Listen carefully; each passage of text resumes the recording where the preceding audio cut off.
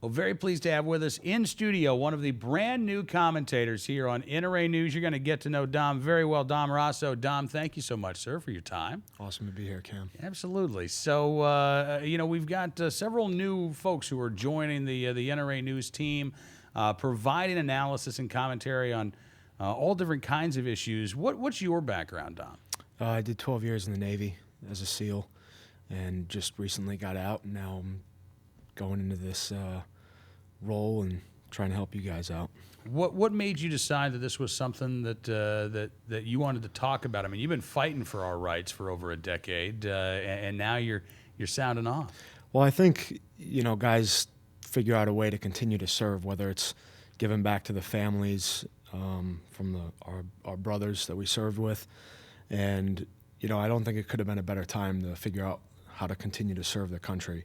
And my goal was, I wanted to educate people on what reality is. And I think after all this started unfolding and the attacks on the Constitution, and I feel like the freedoms that we've been fighting for a long time, and guys that have given their lives, have fought for and believed in, those are being threatened by politicians and people in our own country. And I think it's time for people to start standing up. And I just didn't think there was a better opportunity than now to do that. So.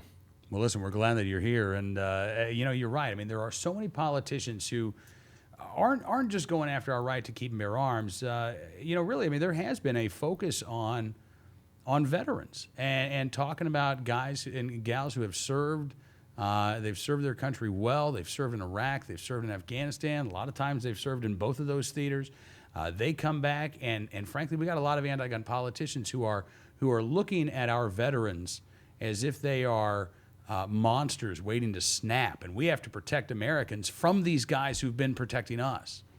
Yeah, I honestly think that's absolutely ridiculous. The politicians and the government and the American people have been trusting guys to go overseas and protect our freedom, protect the country.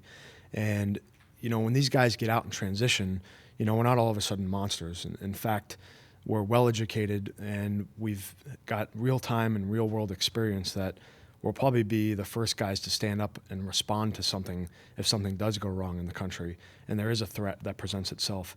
I mean, I can't tell you how many Marines and Army guys and ex-Navy guys that would love to be able to be in those situations and stand up and protect the country or protect people in a threat scenario, which they've been doing their entire career, just in a different way. There was a story not long ago, a retired Marine who was a concealed carry holder in a Milwaukee suburb, driving down the road. He had gotten off of work. It was 4 o'clock in the morning. He saw a woman being kicked in the head and in the stomach. She's laying there on the ground, and her ex-boyfriend, who had been stalking her, apparently had attacked her. This guy stops his car. He hops out. He grabs his gun, because like I said, he was a right to carry holder, draws down on this guy, holds him until police arrive, saves this woman's life. We need more of those people in this world. And it's funny, I didn't hear about that in the news, or I didn't wake up with my coffee and hear about a guy that saved somebody with a weapon. And that just shows you the professionalism that this guy had. I'm sure he has prior training, and he saw a threat present itself, and he saved that woman's life. There's no doubt in my mind that he saved that woman's life. And things happen like that every single day, and we don't hear about them. And it's because they're avoided. And all the threats in this country and in this world, we've always been taught avoid, avoid, avoid. We don't want to get in an altercation if we don't have to. Mm-hmm. And I think that was one of the things where he saw that this wasn't going to be avoided. This girl is going to die if I don't do something. So good on him. Absolutely. All right, I've got to ask you while you're here. President Obama, Vice President Biden, we hear Mayor Bloomberg, all of these guys talk about banning commonly owned rifles, and they say these are battlefield weapons of war, Dom. So let me ask you, what would your reaction be if the president actually issued an order saying from now on our military will only go to war equipped with semi-automatic firearms? Well, I was just having this conversation not too long ago. That would be ridiculous, right? They ask us to go overseas. They ask us to protect the country and go, fight this nation's enemies. And how absurd would it be if they said, we have to limit your magazine capacity to go and hunt down the bad guy? Well, that bad guy that we face every day overseas is no different than a criminal that's here in the country.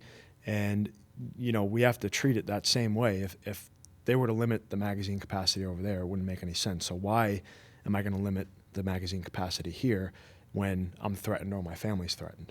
Absolutely. Hey, listen, Don, it's great getting a chance to meet you, man, and really, Absolutely. really looking forward to having you here on NRA News and having you back on the program more. Looking forward to it. Don Raso joining us, the latest contributor to NRA News here on Cam and Company.